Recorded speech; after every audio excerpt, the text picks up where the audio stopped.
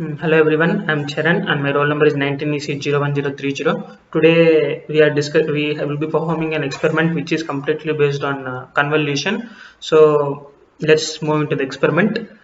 Here they have given us four systems, and what we have to do is we have to find the impulse responses of the four systems and convolute them with the x of n to get output y of n.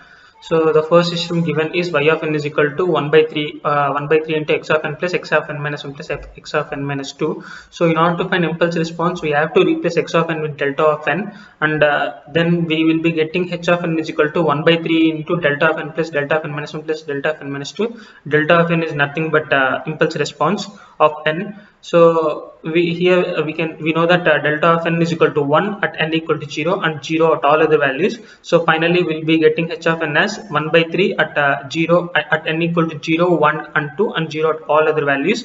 So and 0 at all other values. So h of n is equal to 1 by 3 comma 1 by 3 comma 1 by 3. Moving on to the second system, it was given something like y of n is equal to 1 by m into sigma of x of n minus k from 0 to m minus 1. So we will be getting h of n as an array of size m containing 1 by m as each element. So and moving on to the third system, it was given something like y of n is equal to x of n minus x of n minus 1. As we know that in order to find impulse response, we have to replace x of n with the delta of n. So on replacing x of n with delta of n, we will be getting h of n is equal to 1 and minus 1 at n is equal to 0 and 1 and 0 at all other values. So moving on to fourth system, it was given that y of n is equal to half of x of n minus x of n minus 2. So in order to find impulse response, we will replace it with the delta of n, and we know delta of n is equal to 1 at n equal to 0 and delta of n is equal to 0 at all other values. So finally we will be getting h of n is equal to 1 by 2 comma 0 comma minus 1 by 2 and 0 at all other values. So moving to the next part, which is just plotting of input signals. So what I have done is I have just loaded the input signals and I am plotting them in terms of subplots. So let's run the output and see it. So here's the output. Here's the input 1, input 2, input 3 and input 4. We can observe that input 3 and input 4 have more noises compared to input 1 and input 2.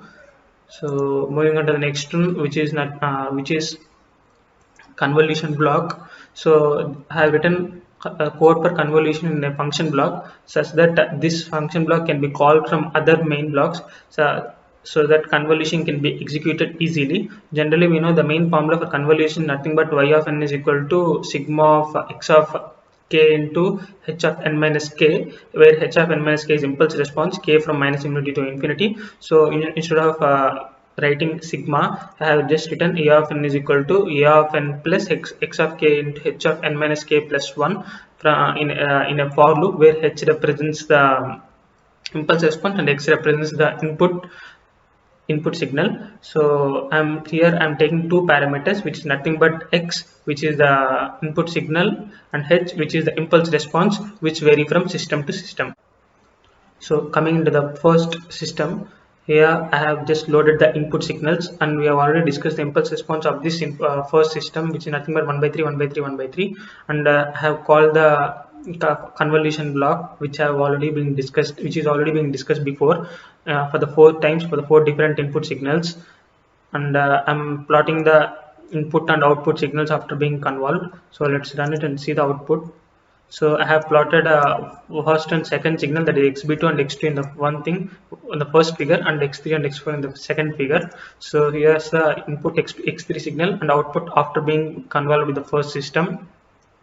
So we can see that noise is being reduced. That is, we are getting output frequency is being lowered compared to the first one. So it is a low pass filter. So this is the input and output for the first and second signal, that is xb2 and x2.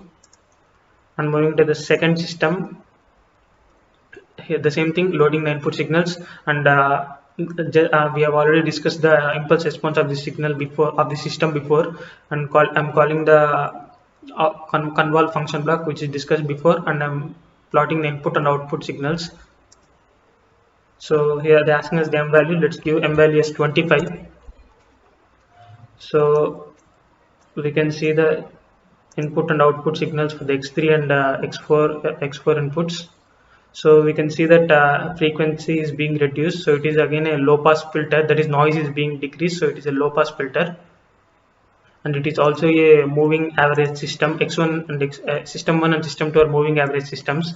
And moving to the third system, the same thing again, loading the input signals, and we know that impulse response of the system is h equal to 1 comma minus 1, and we know that system is nothing but x of n plus x of n minus 2, so it is a differentiating system. So I'm using the function block convol. I'm calling it and plotting the input and output. Let's run it and see the output. Here's the outputs. Here's the output for the x3 and x4 signals. Input output. We can see that noise is being increased. That is a high frequency. Output is of high frequency compared to the input, so it is a high pass filter, and it is also a differentiating system. So moving to the fourth one, again the same, plotting the loading the input and input signals, and we know that impulse response equal h equal to 1 by 2 comma 0 comma minus 1 by 2 for the system, and this system is also a differentiating system.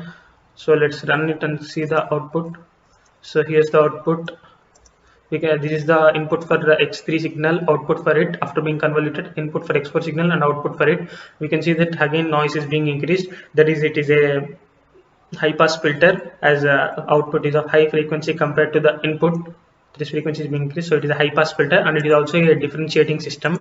And moving to the next one, which is nothing but trend removal. With we are removing trend with the help of second system, and impulse response of the system is already being discussed. So actually what we are doing here is we are just convoluting the system, the signal with the system, and we are subtracting it from the input signal. So what the same thing I've done here, a is equal to, by performing this command a equal to convolve of xb2 comma h, I'm just performing the convolution, and a is the output that is obtained after convoluting with the second system, and here I'm subtracting it, u is equal to xb2 of I minus a of I, that is nothing but I'm subtracting convolution part from the input signal.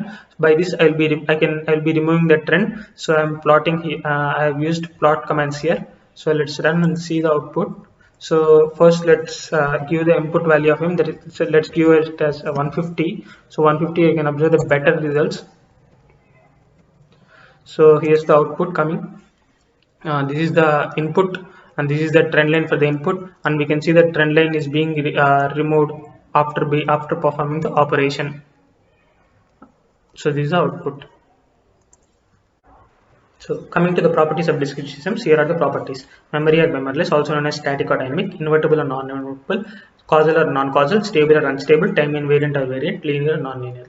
So memory or memoryless. A system is said to be memoryless if its output for each value of the independent variable at a given time is dependent only on the input at the present time, very same time, not on the past. So causal and non-causal. A system is said to be causal if output at any time depends only on the values of the input at the present and the past. Stable or unstable. A stable system says that every bounded input produces a bounded output. System is BABO stable if x of n is bounded, then y of n is also bounded.